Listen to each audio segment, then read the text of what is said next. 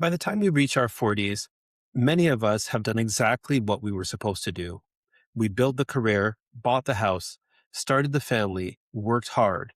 So, why are so many successful people in their 40s quietly asking, why isn't this making me happier? Today, I want to talk about something I see all the time with clients in their 40s. It's the moment when reality starts replacing the script we wrote in our 20s. It's your friendly neighborhood coach, Jason. Let's go. Getting what you wanted doesn't feel like you thought it would. One of the biggest surprises of adulthood is something psychologists call arrival fallacy. It's the belief that once you finally reach a goal, you'll be happy. Whether it's a promotion, marriage, kids, getting six figures, the house, retirement savings being lined up, and then you arrive and discover you're still you. The goal wasn't wrong, but happiness wasn't waiting at the finish line. So, what is arrival fallacy? Arrival fallacy is the idea that when you get to something, it doesn't feel how you thought it would feel. The experience doesn't match everything that you built up it being. So, all of these things I've already listed, you might have been thinking about them for quite some time in your 20s and 30s. And when you get to them, you're just left not feeling how you thought you would. That's arrival fallacy. A lot of the time, the things that we're looking forward to are very much about having versus becoming. And we put much more value on having the things than we do on the process of getting the things or who we became in the process of getting the things that we wanted.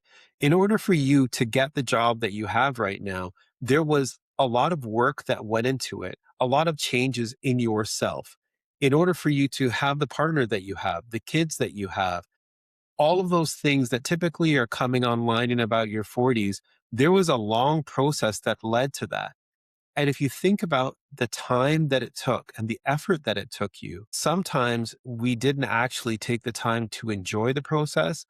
But other times we can look back and think about all the joy that we had building up to the moment of arriving at the things we had. And looking forward, whenever we think about the things that we want to have in the future, I would encourage you really to take the time to enjoy the journey. I know you've heard this before. It's not about the destination, it's about the journey. I agree to some degree, it is about the destination. Meeting your goals feels good. But part of the reason that we don't have gratitude and good feelings about our goals is because we really weren't considering what it would be like to get to those goals or all the things we were doing to get it. And so we sort of fall flat on our face when we get the very thing that we've been wanting for years. Some questions to ask yourself. What kind of person was I becoming while chasing these goals? Did I enjoy becoming them? Am I still chasing goals that belonged to a younger version of me? The last one calls on you to reflect a little bit and think about whether the goals that you have been chasing for most of your life or for the last part of your life are still things that you even care about. Then something else starts happening in your 40s. You look around, some friends seem incredibly successful, others look happier, others appear wealthier, and you wonder, what did I miss? There's a saying I often will use with clients. It's called compare and despair. There's things that you never see about the other person. Their starting point, their family money, supportive spouse, healthy parents, health problems, different personality, industry, and frankly, their luck. Then there's the veneer versus their reality. Debt, burnout, marriage struggles, anxiety, living for appearances. Many of the people that you are comparing yourself to, you'll find out later in life, they were deeply in debt and highly leveraged just to appear like they were having a better life than you. One of the things that you need to think about is that you're comparing your behind the scenes to other people's highlight reel. I'm sure you've heard this before. If you're looking at social media, especially influencers, you are looking at a curated view of their life. When you're looking at your friends, even, you are only looking at what they choose to show you. For a lot of us at my age, you start to see how the people that you thought really had it together when you were in your 20s and 30s, you realize that a lot of them didn't. A client asked me recently, who do I think has better lives, dreamers or planners? And I said, well, it depends. A dreamer gets to enjoy the dream. They take the time to relax and think about all the things that they're going to have. And a planner is really thinking about their plan A and their plan B and mitigating for risks that they thought about. I come from the past of being an IT analyst. So I'm more naturally a planner, or by practice, more a planner than a dreamer. For me, it's a struggle to just dream and be free to think about my future.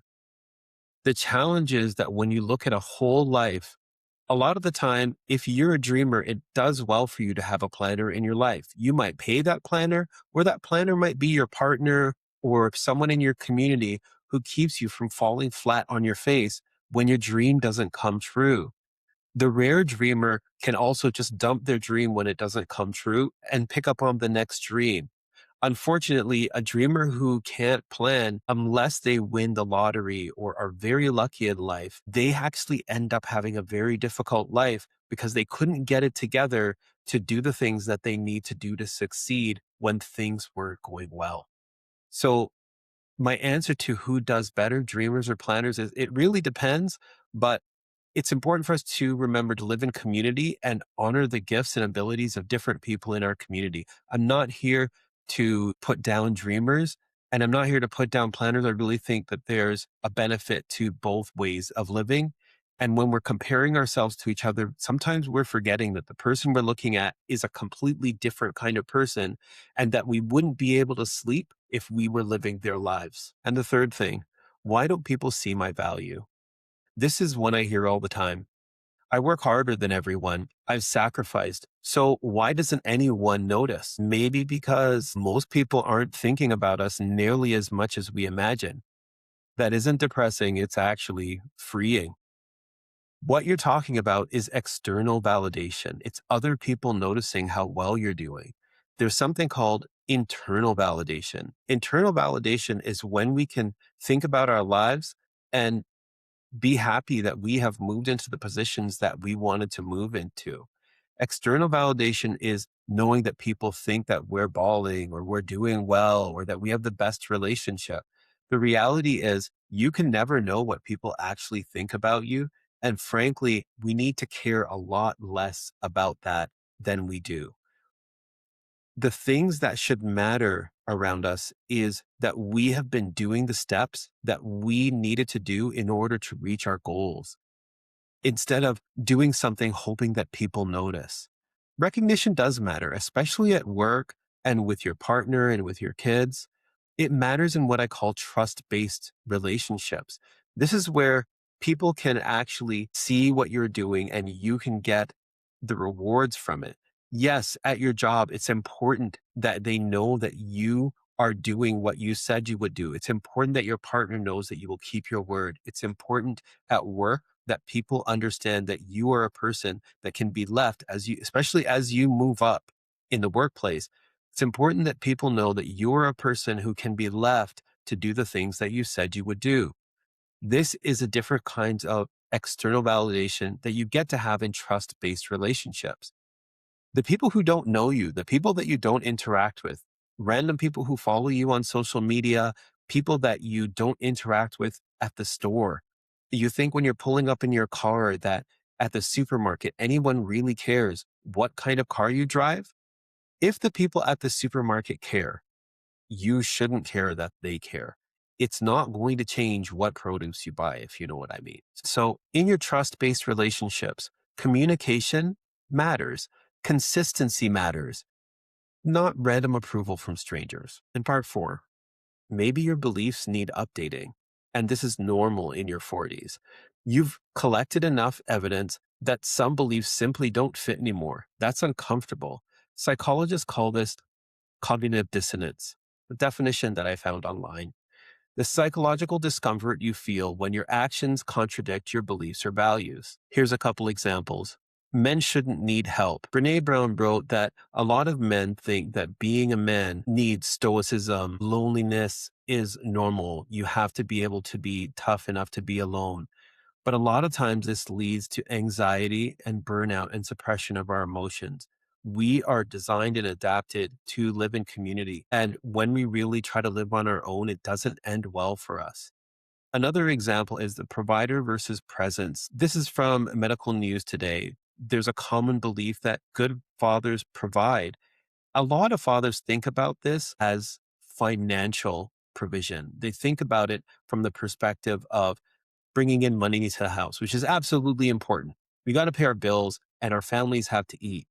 So I'm not trying to poo poo the idea that we need to bring in some money and we need to uphold our end of the bargain in that way. But there's a reality where good fathers need to be present at some point. When we're working 60 or 80 hours, we're missing dinners and buying gifts or even cool experiences don't compensate for this. If anything, it makes our kids get the wrong idea about what providing is. And what we want is to be known. Another thing with this is the idea of a lens versus a mirror. A lens is how we look at the world, and a mirror is how we reflect and think about ourselves. Cognitive dissonance happens when we realize that the lens that we are using to look at the world doesn't actually make sense. And a lot of the time, we're blaming people or we're blaming systems for things that we have power to change, that we have power to do something about. So I invite you to take a look in the mirror and think about what it is in your life that you want to change. And maybe you're getting miserable about it, but what can you do to change it? And another thing outside of the lens and mirror framework I want you to think about is the idea that when we want to change things, sometimes we need to look around at our environment. So we've gone inside and we looked at ourselves and we really do want to change. And self awareness is a superpower. Knowing what's going on inside and what we need to change is really important. But change is hard. And one of the reasons that change is hard is when your environment is inviting you to continue behavior that isn't working for you. So you look around and you say, hey, I really need to get my health in line because you're 40. In your 40s, you're realizing all of the things that are connected to your long term health. And you say, hey, I want to eat better. But if your fridge is full of ice cream and every time you go into the fridge or freezer to get something to eat, it's there calling to you, beckoning to you. There's nothing wrong with having a little ice cream. There's nothing wrong with having a treat. But if your house is full of treats, they become your regular nutrition. And if you want to be more active, and it's really hard for you to be active if you don't have the right clothing to be active, or your house is always a mess. There's lots of things in your environment that you can look at that you should really check for if you want to change your life and to start thinking about in your 40s when you want to make improvements in your life. So the questions that I would ask around cognitive dissonance is the things that you believed, are they still true? Were they ever true? And do they still serve you? It's something that you want to think about at this point of your life to really see if what you've been doing or what you've been thinking is serving you anymore. So by your 40s, life isn't asking you to start over. It's asking you to edit the script. Some goals still belong. Some beliefs don't. Some definitions of success need updating. It's not failure. It's you stepping into your wisdom. If something in this video resonated with you, I'd love to hear it. Are there any beliefs you had to let go of in your 40s? Or what success did you finally achieve that didn't make you as happy as you expected?